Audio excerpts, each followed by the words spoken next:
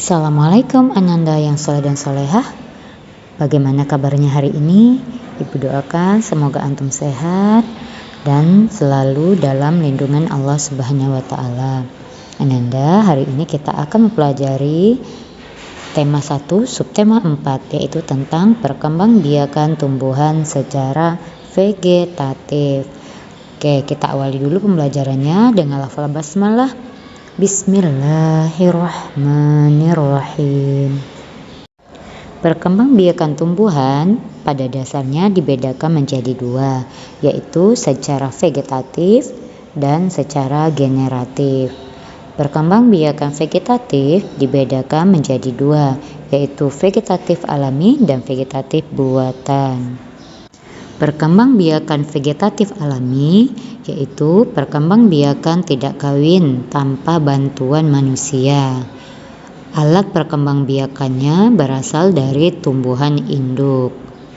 Ada beberapa cara tumbuhan melakukan perkembangbiakan vegetatif alami, antara lain spora, umbi, rizoma, geragi, dan tunas. Kita bahas satu persatu perkembangbiakan vegetatif alami. Pertama, spora. Nah, spora itu terdapat pada tumbuhan paku yang berupa bintik-bintik hitam di daun bagian bawah. Nah, bintik-bintik hitam itu disebut kotak spora. Kotak spora yang sudah matang akan pecah sehingga butiran-butiran sporanya berterbangan. Nah, spora yang jatuh di tanah, nah itulah akan menjadi tanaman baru. Nah, contoh tumbuhan yang berkembang biak dengan spora yaitu tumbuhan paku, lumut, jamur, dan suplir. Kedua, umbi. Umbi adalah bagian tanaman yang mengembung dan tertanam di dalam tanah. Beberapa tanaman yang mempunyai umbi antara lain kentang, wortel, bawang merah, dan lain-lain. Umbi berfungsi sebagai alat perkembangbiakan. Nah, selain itu, umbi juga merupakan cadangan makanan bagi tumbuhan. Nah, umbi dibedakan menjadi 3 jenis, yaitu umbi lapis, umbi akar, dan umbi batang. Umbi lapis merupakan pelepah daun yang berlapis-lapis. Pada bagian atas umbi lapis terdapat daun, sedangkan pada bagian bawah umbi lapis terdiri dari akar cakram dan akar serabut. Contoh tumbuhan yang berkembang biak secara umbi lapis antara lain bawang merah, bawang putih, bunga bakung, dan bunga tulip. Yang kedua, umbi batang. Umbi batang adalah batang yang tumbuh di dalam tanah dan ujung menggelembung menjadi umbi. Pada umbi batang, kita akan menemui mata tunas pada bagian umbi. Tanaman baru akan tumbuh dari mata tunas yang ada di umbi batang. Contoh tumbuhan yang berkembang biak dengan umbi batang adalah kentang dan ubi jalar. Ketiga, umbi akar. Umbi akar adalah akar yang membesar berisi cadangan makanan. Jika umbi ini ditanam bersamaan dengan pangkal batang, maka akan tumbuh tunas. Tunas tersebut merupakan tumbuhan baru.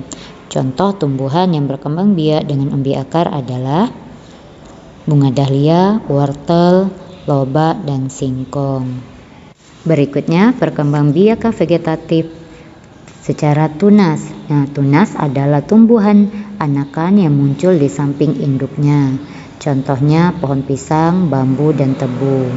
Calon tumbuhan baru dapat muncul dari akar, batang, atau daun tanaman yang telah tua. Tunas akar terdapat pada pohon cemara dan sukun. Tunas daun terdapat pada tanaman cocor bebek, sedangkan tunas batang terdapat pada pohon pisang. Tunas yang tidak tumbuh pada batang disebut tunas adventif. Berikutnya, geragi atau stolon.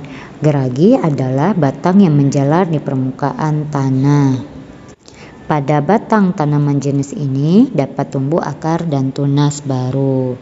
Contoh tumbuhan yang berkembang biak dengan geragi yaitu rumput teki, rumput gajah, stroberi, dan arbei. Kelima, rizoma. Rizoma adalah akar tinggal atau akar tongkat. Sebenarnya rizoma adalah batang yang menjalar di bagian tanah. Rizoma terdapat pada tanaman kunyit, lengkuas, jahe, temulawak, dan kencur. Oke, sekarang kita bahas perkembangbiakan vegetatif buatan. Perkembangbiakan vegetatif buatan terjadi dengan bantuan manusia. Contoh perkembangbiakan ini adalah setek, cangkok, mengenten, merunduk, dan sistem kultur jaringan. Kita bahas satu persatu perkembangbiakan vegetatif buatan. Pertama, setek. Setek adalah menanam bagian tumbuhan yang dipotong, misalnya potongan batang, tangkai, daun, atau pucuk. Contoh tanaman yang dapat distek batang adalah singkong dan tebu. Caranya, batang tebu atau singkong yang ada ruasnya dipotong. Bagian pangkal potongan itu ditancapkan ke tanah. Kedua, mencangkok. Pencangkokan hanya dapat dilakukan pada tumbuhan berbiji belah atau dikotil. Contohnya, jambu, jeruk, dan mangga. Untuk mencangkok, kita harus membersihkan batang pohon dari kulit dan kambium secara melingkar. Batang yang sudah tidak berkulit dan tidak berkambium ditutup dengan tanah subur dan dibungkus dengan plastik atau sabut kelapa. Selanjutnya, pencangkokan disiram secara teratur setiap hari. Jika sudah tumbuh akar, pencangkokan itu siap untuk ditanam ke dalam tanah. Tujuan mencangkok adalah mendapat tanaman baru yang memiliki sifat yang sama dengan induknya. Selain itu, pencangkokan dilakukan agar tumbuhan cepat berbuah. Mencangkok mempunyai banyak keuntungan, antara lain tanaman baru akan cepat besar dan cepat berbuah, serta memiliki sifat yang sama seperti induknya. Kekurangan dari pencangkokan yaitu tumbuhan hasil pencangkokan adalah memiliki akar yang kurang kuat. Akar yang terbentuk adalah akar serabut. Ketiga, okulasi. Okulasi atau menempel adalah penggabungan mata tunas satu tumbuhan pada batang tumbuhan lain. Okulasi mempunyai tujuan menggabungkan sifat-sifat tumbuhan yang baik dari dua tumbuhan yang sejenis. Misalnya, pohon mangga berakar dan berbatang kuat, tetapi rasa buahnya masam. Diokulasi dengan pohon mangga berakar dan berbatang lemah, tetapi rasa buahnya manis. Agar diperoleh mangga berakar dan batang kuat serta berbuah manis, digunakanlah cara okulasi. Keempat, mengenten. Mengenten atau menyambung merupakan perkembangbiakan tumbuhan dengan cara menggabungkan dua tanaman yang sejenis. Mengenten bertujuan untuk memperoleh tanaman baru dengan sifat-sifat yang lebih baik. Contohnya, tanaman tidak sejenis dengan tanaman tidak sejenis. Contoh, tanaman tomat sering berbuah tetapi umurnya singkat.